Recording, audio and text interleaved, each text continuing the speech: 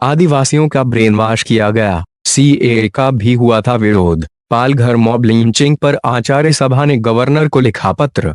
हिंदू धर्म आचार्य सभा ने महाराष्ट्र के राज्यपाल भगत सिंह कोश्यारी को पत्र लिखकर पालघर में भीड़ द्वारा साधुओं की निर्मम हत्या की निंदा की है। शुक्रवार 24 अप्रैल 2020 को लिखे गए पत्र में राज्य सरकार पर इस हत्याकांड के दोषियों को बचाने का आरोप लगाया है। साथ ही कहा है कि इस क्षेत्र का जिस तरह का इतिहास रहा है, उससे लगता है कि इसके पीछे बड़ी साजिश है। सभा ने पुलिस पर भी सवाल उठाए हैं, जिसने इस केस को ठीक से हैंडल नहीं किया और बार बार बयान बदले। पालघर हत्याकांड पर क्या कहा हिंदू धर्म आचार्य सभा ने सवाल उठाया है कि जैसा इस क्षेत्र का इतिहास रहा है, यहाँ के लोगों में हिंदुओं के प्रति दुर्भावना घर कर गई है।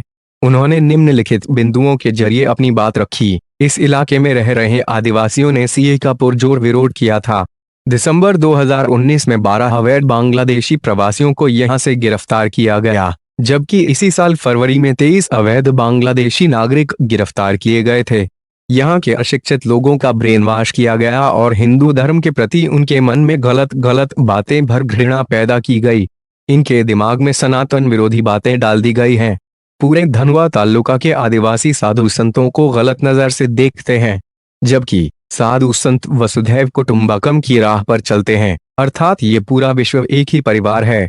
सभा ने कहा है कि इन सब बातों को देखते हुए लगता है कि साधुओं की मॉब लिंचिंग कोई साधारण घटना या अपराध नहीं था, इसके पीछे बहुत बड़ी साजिश है। इस पत्र में महाराष्ट्र सरकार से भी जवाब मांगे गए हैं। कहा गया है कि केंद्रीय गृह मंत्री अमित शाह के हस्तक्षेप के बाद और वीडियो वायरल होने बाद जन आक्रोश को देखते हुए राज्य सरकार ने कुछ गिरफ्तारियां तो की, लेकिन असली गुनहगार अभी भी बचे हुए हैं। हिंदू धर्म आचार्य सभा ने राज्यपाल को लिखा पत्र। पुलिस ने जो शिकायत दर्ज की है और वीडियो में जो दिख रहा है, इन दोनों में अंतर है। यह बताता है कि पुलिस इस मामले को ठीक से नहीं हैंडल कर रही है। हिंदू धर्म आचार्य सभा ने पूछा है कि पुलिस कर्मियों के खिलाफ अब तक कोई एक्शन क्यों नहीं लिया गया। विश्व हिंदू परिषद ने भी एक दिन पहले इस हत्याकांड को निर्मम बताते हुए कहा था कि इस क्षेत्र में वामपंथियों का इस तरह से हिंसा करने का इतिहास रहा है। वीएचपी ने पूछा था कि अगर किसी अल्पसंख्यक के साथ ऐसा होता तो क्या मुख्यमंत्री उद्धव ठाकरे इसी तरह चुप रहते। पालघर मिशनरी, शराब माफिया और Ravan angle. Palghar mob lynching को लेकर एक चौंकाने वाली बात ये पता चली है कि इस क्षेत्र में शराब माफियाओं का बोलबाला है।